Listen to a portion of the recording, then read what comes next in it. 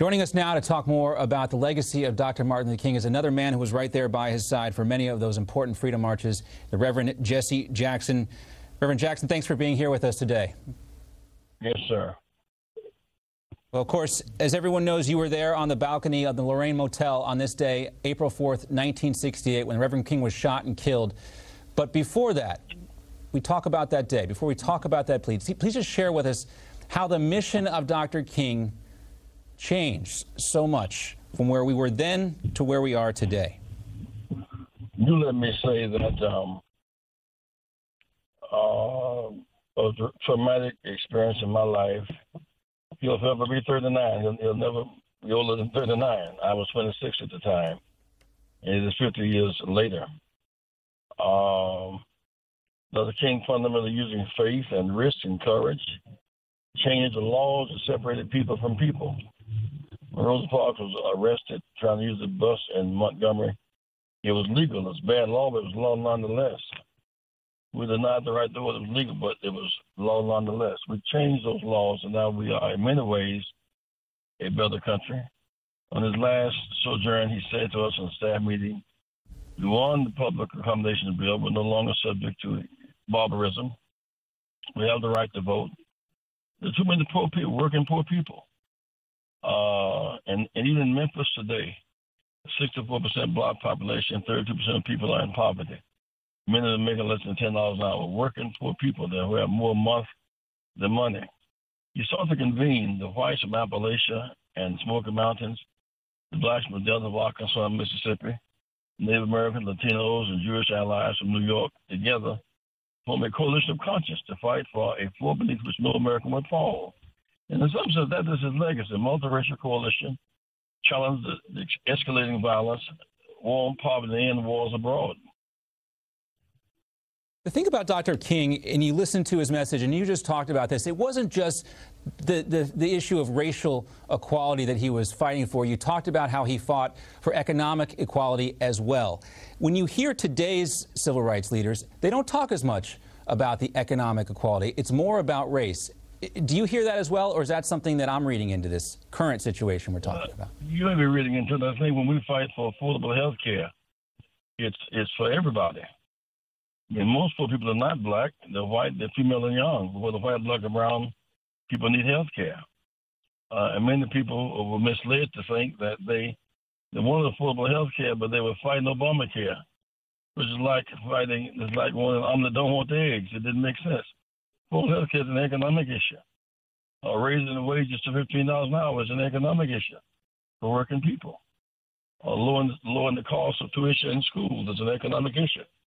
So whether it's less tuition or no tuition, affordable health care, living wages, shifting the money from war in Vietnam to war in popular home, they were all somewhat the microeconomic issues. That makes it a lot of sense. But it does seem like to me that the debate gets off the rails a little bit. Things get bogged down in adversarial racial terms as opposed to making progress. What do you think Dr. King would focus on today to help move this issue forward, to take racial equality to new heights, to take economic equality to new heights? What do you think Dr. King would focus on today to improve those situations? When you think about the role that Truman played in deregionalizing the military forces, Eisenhower taking troops to Little Rock, and the role that Kennedy played, and on down. We've not known in our lifetime one who played the race card, which is creating anxiety, as Trump has. And much of the rain is coming top down. The idea that President Barack Obama was not born here and then found out he was and wouldn't even apologize incited a lot of fears. What happened in Charlottesville with the Klan marching and a woman was killed and inciting more fears, the positions taking the war between us and Mexico. And so the inciting of fear, racial fears and ignorance and violence is coming top down. And then you look at what happened in the kids killed in Sacramento, California, and Alton Sterling in Baton Rouge, what happened in Charleston, South Carolina, and the like. And Brown and Ferguson, Missouri. The escalating violence has to stop.